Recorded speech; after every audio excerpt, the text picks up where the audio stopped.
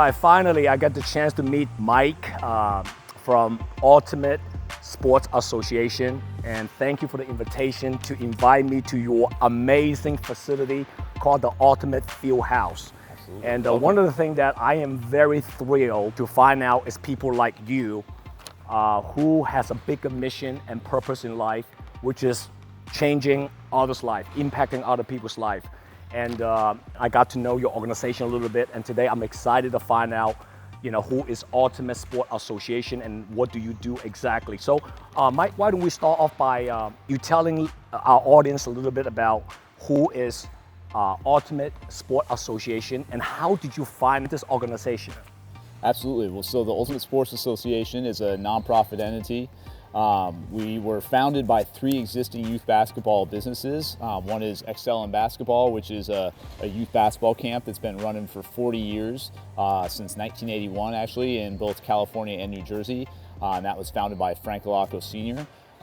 And then also we have ASA Basketball, which is a youth club program, which was run by Frank Alacco Jr., and that's for kids that want to join teams, play in tournaments, things like that.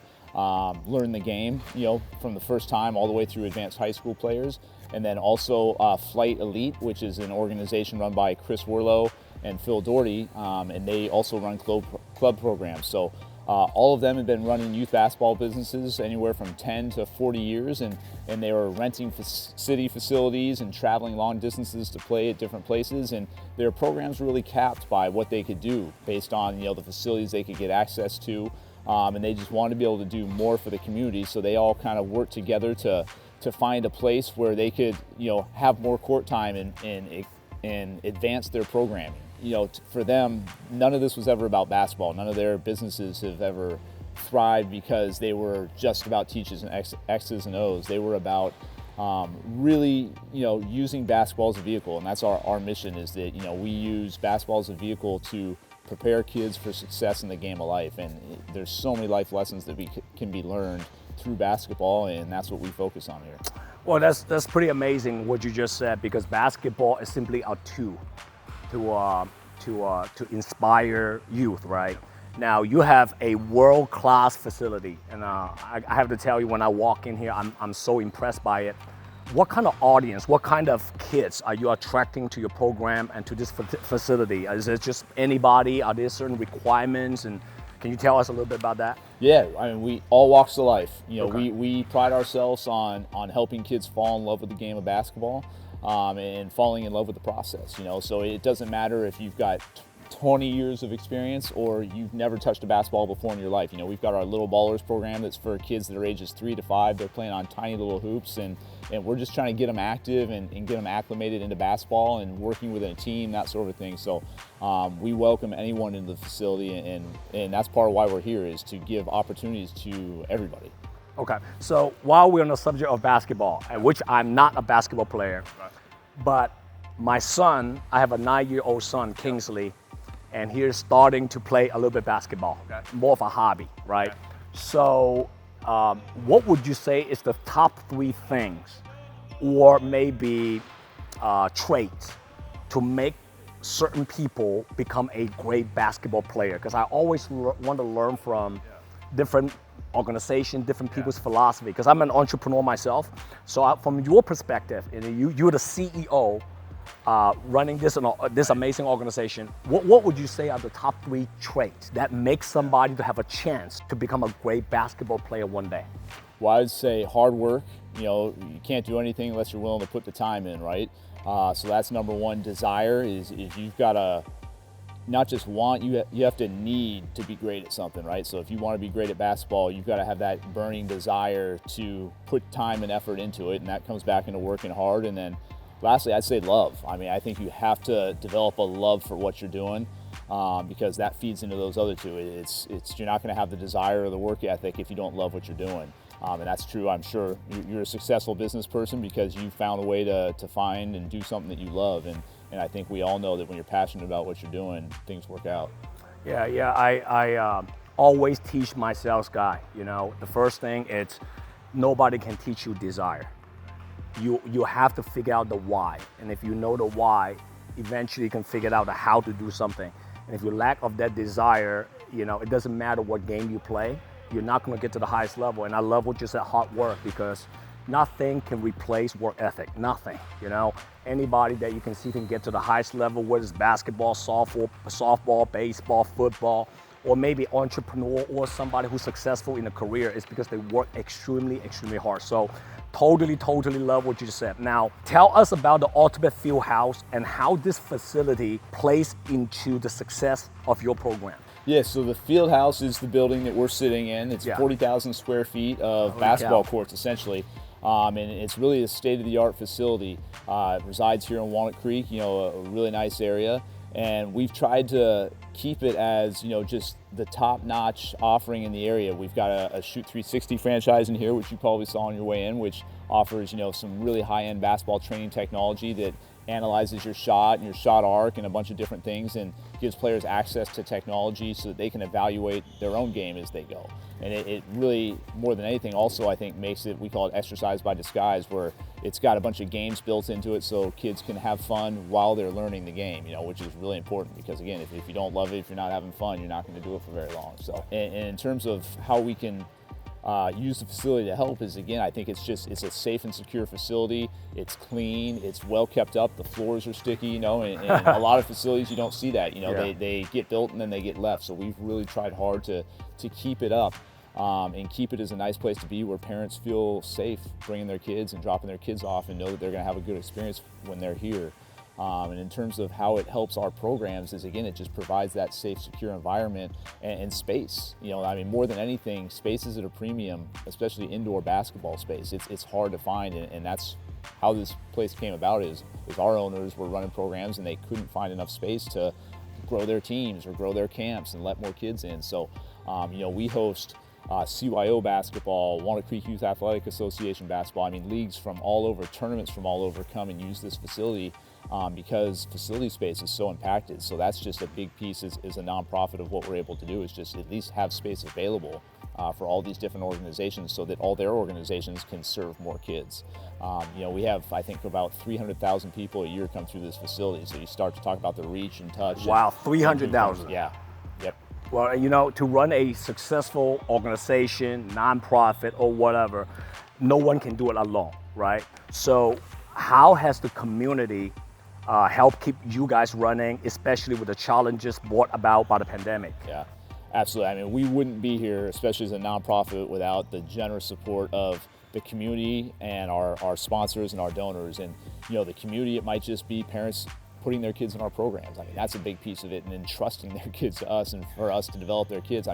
That's battle number one, is entrusting that we can help develop your child and letting us run. I think that's a big piece of it. And then obviously, we're the John Muir Health Ultimate Fieldhouse, and John Muir Health is our biggest partner, our biggest sponsor, and we wouldn't be able to do this without that assistance. And the same, the community really rallied behind us and helped us find safe ways to stay open.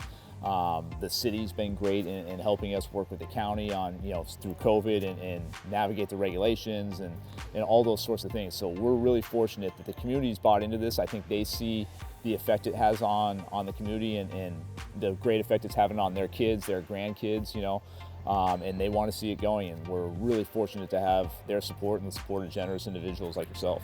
Yeah, no question about it. But here's one thing I want to also ask you. When I was walking in here, if I'm not mistaken, I saw some pictures, Stephen Curry. Right. And you, prior to the interview, we talked a little bit, and you shared with me Stephen Curry actually dedicated some of his time to help you guys out as well. And to me, that's very rare to find. When you see a mega star like Stephen Curry, who have achieved some of the most amazing success in his career, finance, in every aspect, he's still willing to invest his personal time to help organizations like you guys. Can you share with the audience a little bit about, as a CEO, how important it is to stay humble after you achieve success like Stephen Curry? Yeah, absolutely. In Steph's case, it's, you said be humble, and Steph, of every interaction we've had with him, is the most humble guy for a guy that doesn't have to be humble, He does it the right way, and it's important because he serves as an unbelievable role model for kids. The event that we were talking about is he hosted a free camp for 300 girls.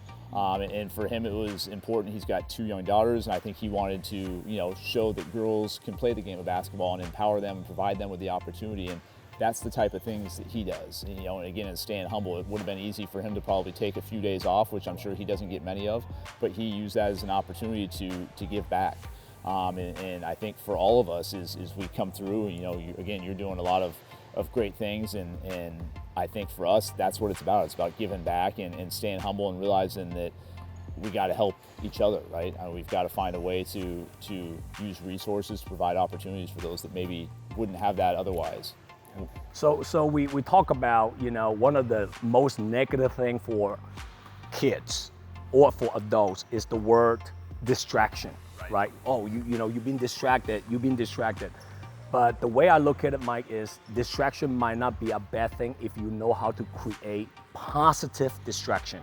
And I believe sport, basketball, is a positive distraction and get kids to focusing on the game of basketball, focusing on a lot of positive things and about, recreating yourself. It's about improving yourself so that some of these younger kids can get away from, focusing on negative distraction like using drug and join the gang and all that stuff. So how does sport, in your opinion, play a role in the overall development of a young person? And how does it prepare the younger generation for success?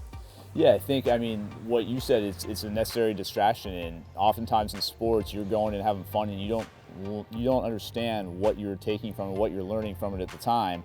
But we always say, again, basketball is a vehicle to teach life lessons. The majority of the kids that come through here aren't going to end up playing in the NBA. It's a sad fact of the story, right? Less than 1.5% actually get drafted. Yep. Yeah. That was my dream, was to get drafted, and it wasn't in the cards, obviously, right? So for us, it's about, we've got to understand that and focus on the fact that we're using basketball as a vehicle to teach a lot of other lessons, and kids are learning how to deal with adversity. They're learning to be leaders. They're learning to work in a team unit. There's so many different things that they can do, and again, it's all in a good place. It's a good distraction, as you said. I love that term, because there's a lot of other things they could be doing, and we hope by keeping them in here that they're, again, becoming part of a team, becoming accountable to that team, and staying away from those bad distractions and focusing on the good ones. So we talked about earlier, less than probably 2% of kids actually eventually has the luxury to be in the NBA, drafted in the NBA. But there are few people who belong to that category. Now, for young athletes who dream to make it to the NBA and the Olympics, how does your program train them to reach their full potential for those top 1 or 2% of the? Yeah, well, I think we've got access to unbelievable technology and unbelievable teachers. So that's with the facility, it's a great place to come, but we've got some great resources here as well. We have the G League's Team Ignite, which is, they're Jalen Green, Jonathan Kuminga, those guys that were the top picks in the draft. They came here, and their team practices out of here because the resources here are high enough to give you the opportunity to, even if you're at the elite level, there's a lot that can be taken out of this place. So I think there's a really good opportunity for that. Let's talk about mentorship a little bit, because I'm a big fan of having the right mentor in life, in business. How important it is to have the right mentor for some of these kids? Oh, I think it's huge. I sit here because my basketball coaches when I was young were some of my biggest mentors, and that led me down a path to figuring out what I wanted to do and figuring out how to take those lessons I learned from basketball and apply them to other aspects of life when I didn't get to play in the NBA or when I didn't get to play in college, So I think for these kids, it's really important, and I see some of our best coaches are coaches that just connect with the kids and make the kids feel good when they come in. They're positive with them, and you can see the kids, smiles just light up when they get to interact with certain coaches. And I think that goes a long way in keeping them with the good distractions, right? It's fun for them to come in and be around it, and now they're going to do it more because they love being here. What do you think make a great coach or a great mentor? What would you say is the top maybe 1 or 2 things that make a great coach/mentor? Well, again, I think a love for what you do, right? Because that displays itself in being passionate and caring. And you have to show players and kids that you care about them. You're asking them to do a lot of different things, and you're asking them to sacrifice time away from other things. So I think them knowing that you care and that you're looking out for their best interest is really important. So I think that would be probably number one in my book, is just showing that you care and doing that through your actions. Right. Now, you guys already started for 5 years. Right. And what is the ultimate goal and purpose or mission for the next 5 more years or next 10 years for Ultimate Sport Association? Well, I think to continue to grow and stay relevant in the space, you know, it's always changing. The game's always changing, so we've got to continue to learn.